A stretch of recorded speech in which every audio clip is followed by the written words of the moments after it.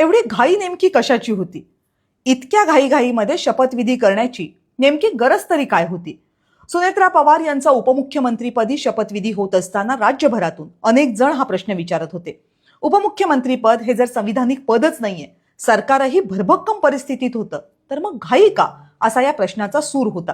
भावनांचा विचार करता ही घाई वाटूच शकते, पण राजकारणाचा चष्मा लावला तर ही घाई का होती हे कळायला अजिबातच वेळ लागत नाही.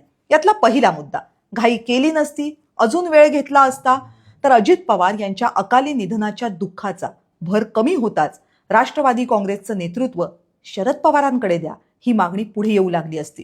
अजित पवारांच्या पश्चात त्याला उघडपणे विरोध करणं सुनील तटकरे, प्रफुल्ल पटेल, छगन भुजबळ यांच्यासारख्या नेत्यांनाही शक्य झालं नसतं.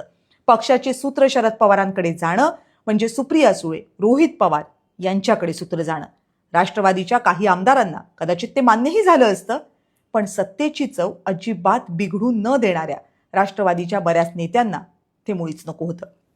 आता दुसरा मुद्दा, धार्मिक विधीनंतर संपूर्ण पवार कुटुंब एकत्र बसलं असतं तर राष्ट्रवादीच्या नेत्यांना तिथं काहीही बोलणं शक्यच नव्हतं आणि सुनेत्रा पवारांना सुद्धा कदाचित कुटुंबाला विरोध करता आला नसता.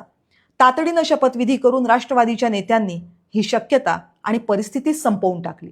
आता तिसरा मुद्दा, जोपर्यंत अजित पवार होते तोपर्यंत राष्ट्रवादीला शरद पवारांचा वारसा हवा होता, पण अजित पवारांच्या अकाली निधनानं अवघी परिस्थितीच बदलली.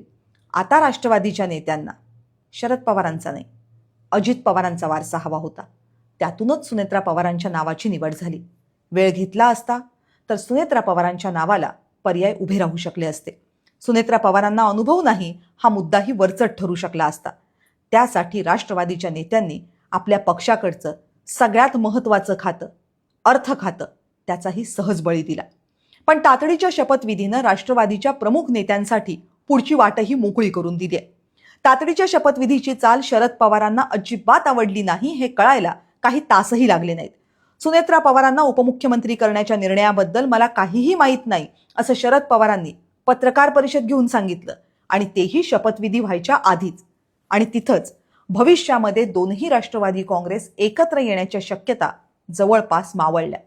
अजित पवारांच्या पहाटेच्या शपथविधीनं राष्ट्रवादी काँग्रेसमध्ये फुटीची बीजं रोवली होती, आणि या सुनेत्रा पवारांच्या घाईघाईच्या शपथविधीनं शरद पवारांपासून राष्ट्रवादी काँग्रेस कायमची दूर नेली आहे. आणि यामध्ये सगळ्यात मोठा फायदा कुणाचा हे सांगण्याची गरजच नाहीये.